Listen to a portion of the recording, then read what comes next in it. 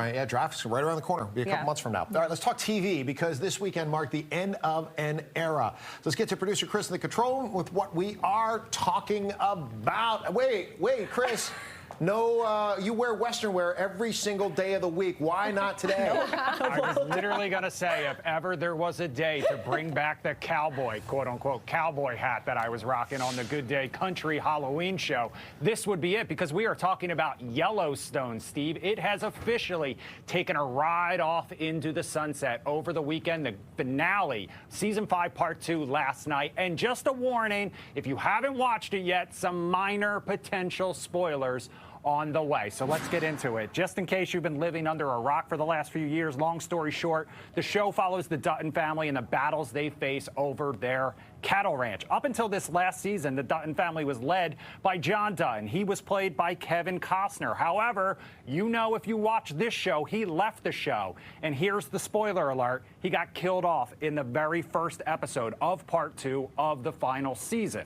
So the last few episodes have really dealt with the fallout from his murder. And in last night's finale, here's the potential spoiler alert, his family got their revenge. We also learned the fate of the family ranch and who will take it over after his passing. We also got to see the family say goodbye. The good news for fans, though, this isn't necessarily the end. We told you last week, Deadline reports the show's creator, Taylor Sheridan, is planning a new spinoff starring fan favorites Beth and Rip. In last night's finale, it kind of set them up for it. Before the final curtain, though, before this final season, our own Stephen Graddick got a chance to sit down with some of the stars to talk about this final season, and they talked about some of the secrecy that surrounded it, the extreme lengths they had to go to protect this finale from leaks. And speaking of leaks, they also talked about some of the tears they shed. Take a listen.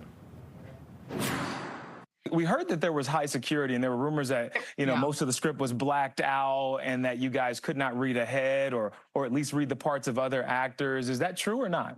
That was true for some people. A lot of the scripts were redacted. A lot of people just got the parts that they, that were theirs. If they didn't need to know all of the, ins and outs of how everything ended. I think we were in enough stuff throughout the end that we needed to kind of know everything and how it all worked together. But yeah, a lot of crew didn't get any scripts at all, which I've never heard of. I've never heard of that happening. It's hard to make a show when you don't know what you're making. So it presented some challenges, but I think, the intention there was just so, they could keep those secrets so that everyone could experience the show the way that they should without any spoilers, which I think people will really appreciate. Do you think that at the end of all of this, I know this is all coming to an end for you guys, how do you cope with such a loss? It's actually it's so much to confront. It's been almost a quarter of my life, so I know there were a lot of ugly tears just crying in our last couple of days, and you just try to be present and enjoy this time with each other.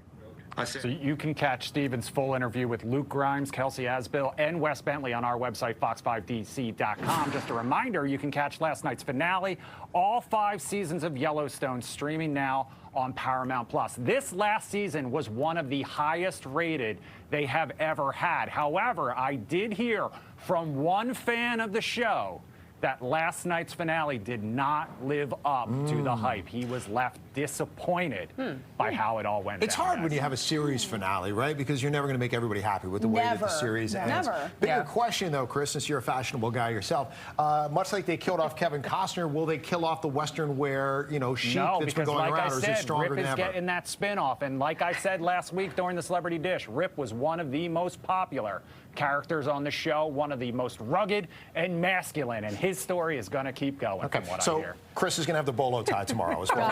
It'll be back. I'm confused where it is today, Chris. All right, thanks, Chris. Today was your day. We'll be looking for it. Speaking of TV, actor Wilmer Valderrama